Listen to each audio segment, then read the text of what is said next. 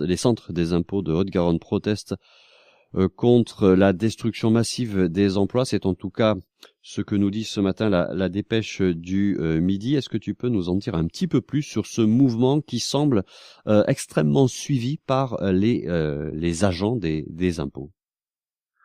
Disons qu'effectivement, ce mouvement a été maturé depuis quelques semaines. Il y a des discussions assez intenses dans les services. Bon, les collègues voient qu'on leur en demande de plus en plus au niveau du travail et avec de moins en moins de moyens à titre d'emploi cette année. Dans notre direction Midi-Pyrénées, il y a eu des centaines de suppressions d'emplois et en Haute-Garonne, 17 nouvelles suppressions, alors que le gouvernement met, selon lui, tous les moyens pour que le prélèvement à la source, qui a démarré en début d'année 2019, se passe le mieux possible. Donc, on nous a recruté sur l'ensemble du territoire 200 contractuels. En Haute-Garonne, on en a 4. Donc, on supprime les emplois titulaires, on met des contractuels ponctuellement, puisqu'ils ont été recrutés pour 3 mois, donc c'est la précarité. On ne comprend pas. Soit il faut supprimer des emplois, il n'y en a pas besoin, soit on recrute des gens parce qu'il y en a besoin. Là, on recrute de la précarité et on supprime des emplois titulaires. Est-ce que en contrepartie, les usagers sont satisfaits du service qui leur est rendu? Parce que si j'en crois là encore les articles que j'ai pu lire ce matin, ça ne se passe pas aussi bien que ça devrait se passer. Disons que les plateformes téléphoniques, et ça c'est l'administration qui le dit, ont reçu 1 million d'appels entre le 1er janvier et le 15 janvier. Là, depuis, on n'a plus trop de statistiques. Et on sait très bien, on a demandé à l'administration locale des statistiques, ils ne nous les donnent pas. Donc on sait très bien que le taux de réponse aux appels de la plateforme avec le numéro gratuit, le taux de réponse est très très faible. À nos accueils, il y a certes pour le moment pas un raz-de-marée sur la période de cette semaine, pour la simple raison que cette semaine, les accueils des principaux sites du département ont été bloqués, notamment hier. Il y avait 7 centres des impôts qui étaient bloqués par les grévistes. Le public, en fait, on le voit pas depuis une semaine et on l'a pas sur les plateformes parce que les plateformes nationalement sont plutôt en grève. Mais on sait très bien que les taux de réponse au téléphone sont pas donnés. Quand l'administration ne nous donne pas de chiffres, c'est qu'ils sont pas bons. Ouais, d'accord. Cela dit, moi, toujours dans la dépêche du Midi ce matin, je lis le témoignage d'un agent qui dit que sur le Mirail, sur le site du Mirail, seulement ce site, il y a à peu près 600 personnes qui ont été reçues, alors qu'habituellement il y en avait à peine une centaine. Donc apparemment, sur les sites qui sont ouverts, apparemment c'est quand même l'affluence. Alors au-delà de la question justement du traitement de l'impôt à la source, il y a quand même en prévision des suppressions massives de postes au niveau local, mais aussi au niveau national. C'est aussi pour ça que vous êtes en mouvement.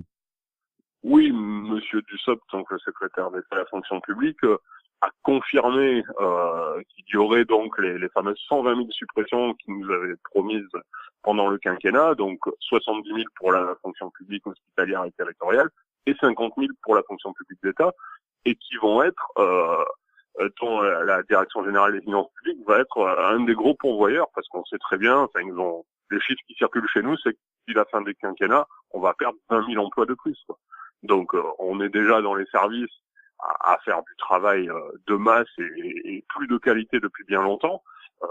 Le contribuable va avoir un service public d'une qualité bien moindre dans les années à venir. Ça, il faut que les gens s'en rendent compte. On fait, moi ce que je dis souvent à la presse, on fait une politique de recouvrement de classe. C'est-à-dire que quand il y a des dossiers impayés, on tape principalement sur les chômeurs, sur les salariés, sur les retraités, parce que c'est très facile d'agir pour recouvrer sur ces gens-là, pour lesquels on fait des saisies directement à la source. Ouais. Vous devrez... On ne va pas chercher maintenant les dossiers les plus compliqués qui prennent du temps et on en vient à faire un recouvrement de classe, c'est-à-dire qu'on s'attaque à la partie la moins fortunée de la population. Ouais, vous devez être satisfait alors d'une des revendications des Gilets jaunes, qui rejoint l'une des revendications de la CGT en général, et qui est le retour de l'ISF. Ça fait partie aussi, je crois savoir, des revendications du mouvement actuellement dans les centres des impôts. Bah, c'est-à-dire que bon, l'ISF n'est pas la solution à tout, mais il est vrai que les milliards qui sont restitués aux gens qui payaient cet ISF pensent qu'ils n'en ont pas forcément besoin.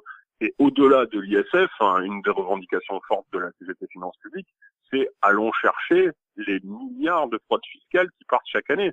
Le chiffre est donné par la commission sénatoriale en 2016, c'est 85 milliards. C'est pas un chiffre qui est donné par les syndicats, c'est chaque année, il y a 85 milliards de fraude et d'évasion fiscale qui rentrent pas dans le budget de la France. Donc, donnons les moyens à l'administration fiscale d'aller chercher cet argent. Au lieu de ça, on continue à supprimer des emplois et on fait rien au niveau législatif pour que cet argent puisse un jour rentrer dans les caisses de l'État. Et grosso modo, c'est le déficit annuel qui est annoncé dans notre pays. Donc, à un moment, les gens, y compris les gens qui manifestent dans le cas des manifestations des Gilets jaunes, commencent à voir la réalité des choses.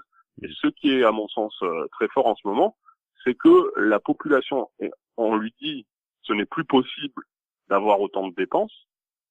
Nous, on dit, au contraire, c'est possible d'avoir des dépenses si on va chercher les recettes. Et ça fait des années que les gouvernements ne parlent plus des recettes. Est-ce que vous êtes surpris par la mobilisation, puisqu'apparemment c'est une mobilisation très suivie? Ça veut dire que les agents donc des finances publiques ont pris conscience aujourd'hui de la difficulté qu'ils vont avoir à mener à bien leur mission de service public dans les années à venir. Vous êtes surpris par cette mobilisation, et puis comment va-t-elle se passer dans les semaines qui viennent?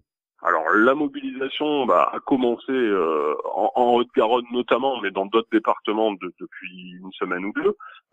Là, c'est vrai que chez nous, on est même surpris sur certains sites que les collègues se sentent aussi concernés, parce que pendant des mois, quand on allait discuter avec eux, ils voyaient pas forcément l'intérêt. On avait essayé de faire un mouvement un peu identique au printemps dernier pendant la campagne de déclaration de l'impôt sur le revenu, et on n'avait pas eu une écoute des collègues.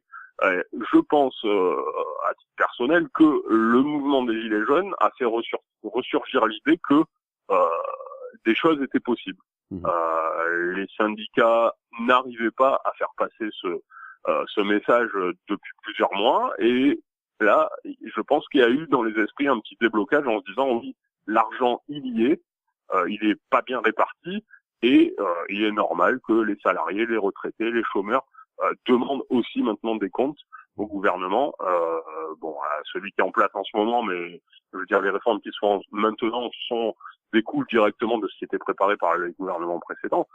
Là, je pense que dans les têtes, il y a un petit changement d'état d'esprit, et à notre sens, les collègues des finances publiques sont aussi dans cette réflexion-là et se disent pourquoi notre administration disparaîtrait alors qu'il y a toutes les raisons pour qu'elle existe et qu'elle continue à essayer de fournir au budget de l'État les recettes qui lui reviennent, quoi. D'accord, très bien. Comment ça va se passer alors dans les semaines à venir? Vous allez toujours vous mobiliser? Je crois que c'est 3 jours par semaine, c'est ça? Sur tous les sites, il y a des discussions.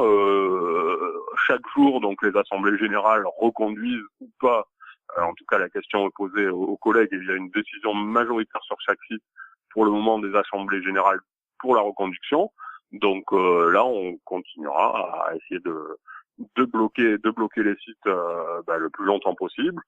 Notre direction locale a commencé les premières intimidations en envoyant des cadres supérieurs nous dire qu'on était dans l'illégalité.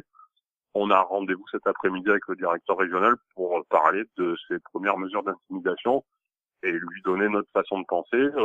Après, nous, ce qu'on attend, c'est que nationalement, de plus en plus de départements rentrent en grève, et la grève du 5 février, donc à l'appel de la Confédération CGT, mais également d'autres syndicats, FSU et Solidaires notamment dans le département, est une date qui a été choisie par beaucoup de départements pour entrer dans le mouvement. Donc on va se compter réellement au niveau national, je pense, à partir de mardi.